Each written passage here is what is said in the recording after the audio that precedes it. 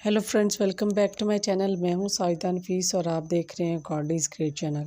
खुदावंद के ज़िंदा जलाली और बाबरकत नाम में आपको मेरा दिली सलाम। मेरा ईमान है कि खुदावंद के फजल करम से आप खैरियत से होंगे।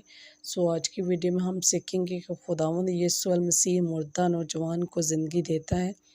सो वीडियो के अंत तक ज़रूर देखिएगा और अगर आपको मेरी वीडियो अच्छी लगे तो लाइक और सब्सक्राइब ज़रूर कीजिएगा ताकि आपको मेरी नेक्स्ट आने वाली वीडियो सबसे पहले मिल सके और आप अपने ईमान को खुदावंद पर और ज़्यादा मजबूत और पुख्ता कर सकें।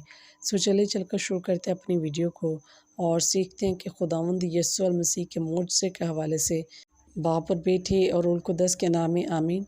मुक़द्दस लूका की इंजील उसका 7 बाब उसकी 11 आयत से लेकर 17 आयत तक। कलाम मुक़द्दस में कुछ यूँ लिखा है, यीशु अपने शागिर्दों के साथ नाइन के शहर गया और एक हजूम उसके साथ था। शहर के फाटक पर उन्होंने एक जनाजा जाते देखा। लोग एक नौजवान शख्स को जो एक बेवा का अकलौता बेटा था दफनाने ले जा रहे थे।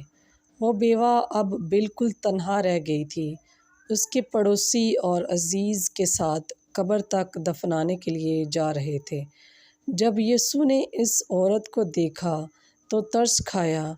यीशु ने उससे कहा, मत रो, और पास जाकर जनाजे को रोका। यीशु ने लाश से मुखातिब होकर कहा, ए नौजवान, मैं कहता हूँ उठ। और वो मुर्दा उठ बैठा और बोलने लगा और यीशु ने माँ को बेटा वापस दिया। और जो वहाँ मौजूद थे खौफ से भर गए और खुदा की तारीफ़ करते हुए कहने लगे, हमारे दरमियान बड़ा नबी काम करता है। खुदा खुद अपने लोगों की मदद कर रहा है। और यीशु के काम जो वो लोगों के लिए करता था कि खबर दूर दूर तक फैल गई। बस पाकलम के पढ़े और सुने जाने पर खुदावंद की ख़ास बरकत हो।